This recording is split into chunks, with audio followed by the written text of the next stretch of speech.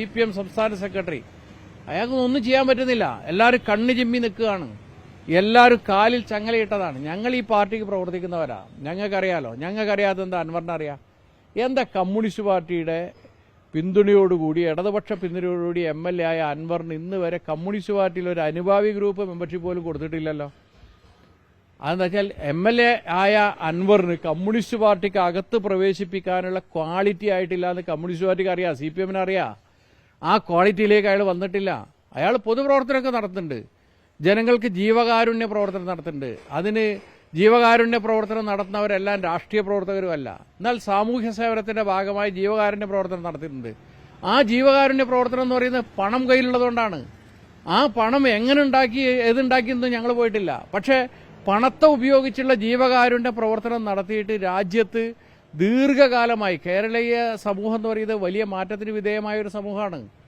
ഇന്ത്യയിലെ മറ്റേത് സംസ്ഥാനങ്ങളും വ്യത്യസ്തമായ സമൂഹമാണ്. അതിൽ കേരളത്തിലെ കമ്മ്യൂണിസ്റ്റ് പ്രസ്ഥാനത്തിന്റെ ഇടപെടൽ വളരെ പ്രധാനപ്പെട്ട പങ്ക് വഹിച്ചിട്ടുണ്ട്. ആ പങ്കുവഹിച്ചൊരു പ്രസ്ഥാനത്തെ താനാണ് ആകെ ശരി, ബാക്കി എല്ലാ രാഷ്ട്രീയക്കാരും മോശമാണ്. എല്ലാ രാഷ്ട്രീയക്കാരും കേരളത്തിൽ ഒന്നിച്ചാണ് പ്രവർത്തിക്കുന്നത്. എല്ലാവരും പരസ്പരം സഹായിക്കുകയാണ്. ഇവിടെ ഒരു കൂട്ടുമുന്നണിയാണ് എന്നൊക്കെയാണ് ഇന്നലെ പ്രസ്താവിച്ചത്. ഈ അൻവർ സ്വർണ്ണക്കടത്തുമായി ബന്ധപ്പെട്ട ചോദ്യം പറഞ്ഞപ്പോൾ മുഖ്യമന്ത്രി ചിരിച്ചു എന്നാണ് പറഞ്ഞത്. അത് സംരക്ഷിക്കില്ല. അപ്പൊ എന്താണ് അതുമായി ബന്ധപ്പെട്ട എന്തെങ്കിലും ആരോപണങ്ങളോ സംശയങ്ങളോ? അങ്ങനെയല്ല, പാർട്ടിയിൽ സംശയമല്ല. എന്തിനാണ് അൻവർ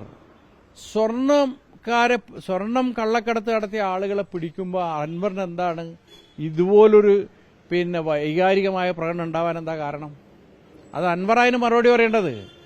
അൻവർ സ്വർണം കള്ളക്കടത്ത് നടത്തിയെന്ന് ഞങ്ങളോ ഗവൺമെന്റോ ഇതുവരെ ആരോപിച്ചിട്ടില്ല. പക്ഷേ അത് സംബന്ധിച്ചുള്ള പരിശോധനകൾ നടന്നു വരുന്നുണ്ട്. പക്ഷേ സ്വർണ്ണക്കള്ളക്കടത്ത് ഈ അടുത്ത കാലത്ത്, പ്രത്യേകിച്ച് കഴിഞ്ഞ ഒരു 2-3 മാസത്തെ കണക്കെടുത്ത് പരിശോധിച്ചാൽ നല്ല രീതിയിൽ സ്വർണം പിടിക്കുന്നൊരു സ്ഥിതി ഉണ്ടായി മലപ്പുറത്ത്. ആ സ്വർണം നല്ല രീതിയിൽ പിടിച്ചപ്പോൾ എന്തിനാണ് ഈ അൻവർ പൊട്ടിത്തെറിക്കുന്നത്? മാത്രമല്ല, അൻവറിന് എത്ര കൃത്യമായിട്ട് ഇപ്പോൾ 10 കിലോ സ്വർണ്ണമാണ് പിടിച്ചതെങ്കിൽ ആ 10 കിലോ സ്വർണത്തിൽ നിന്ന് 2 കിലോ പോയി എന്ന് പറയാൻ, കൊണ്ടുവന്നത് 10 കിലോ ആണെന്ന് പറയാൻ അൻവറിന് നടന്ന വിവരം കിട്ടിയത്? ഈ സ്വർണ്ണക്കടത്തുമായിട്ട് അൻവറിന് ബന്ധമുണ്ടോ?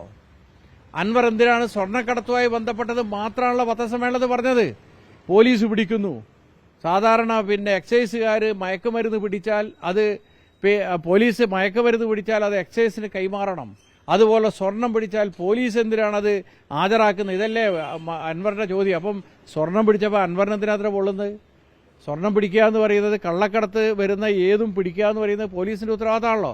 പക്ഷേ അൻവർ ഉന്നയിച്ച വിഷയത്തിൽ ശരിയുണ്ടോ തെറ്റുണ്ടോ എന്ന് പരിശോധിക്കാൻ തീരുമാനിച്ചിട്ടുണ്ടല്ലോ ഗവൺമെന്റ്. അത് പരിശോധിക്കണ്ടേ? ഞാൻ അൻവറിനെതിരെ മുമ്പ് ആരോപണം വന്നിട്ടില്ലേ കേരളത്തിൽ? അൻവറിന്റെ റിസോർട്ട് നിർമ്മാണത്തെ സംബന്ധിച്ച് ആരോപണം വന്നിട്ടില്ലേ? അൻവറിന്റെ ചെക്ക് ഡാം നിർമ്മാണ ആരോപണം വന്നില്ലേ?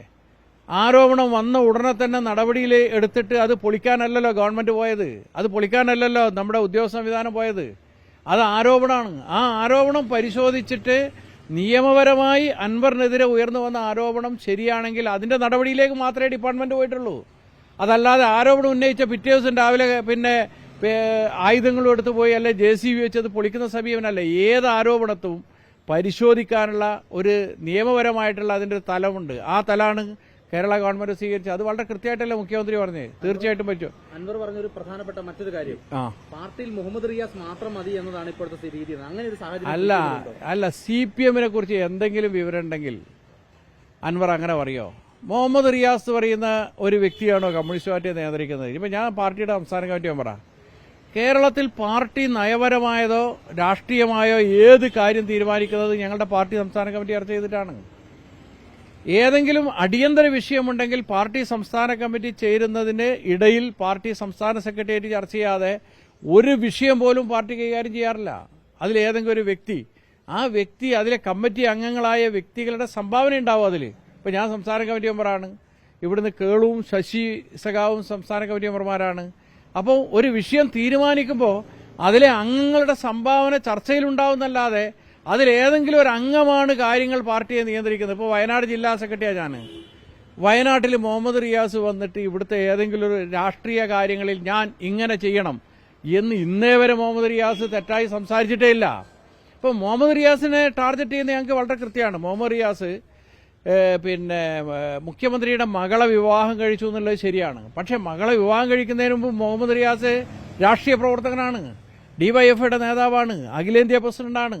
അതിനൊക്കെ ശേഷമാണ് അദ്ദേഹം മുഖ്യമന്ത്രിയുടെ മകളെ വിവാഹം കഴിക്കുന്നത്. മുഖ്യമന്ത്രിയുടെ മകളെ വിവാഹം കഴിച്ചു എന്നുള്ളത് കൊണ്ട് മുഖ്യമന്ത്രിയിലേക്ക് കാര്യങ്ങൾ എത്താൻ എളുപ്പം. മുഖ്യമന്ത്രിയുടെ മരുമകൻ കൂടിയായ പാർട്ടി നേതാവിനെ ആക്രമിച്ച് അതുവഴി മുഖ്യമന്ത്രിയെ ആക്രമിച്ച് പാർട്ടി നേതൃത്വത്തെ തകർക്കുക എന്ന് പറയുന്ന ലക്ഷ്യം അദ്ദേഹത്തിനുള്ളത്.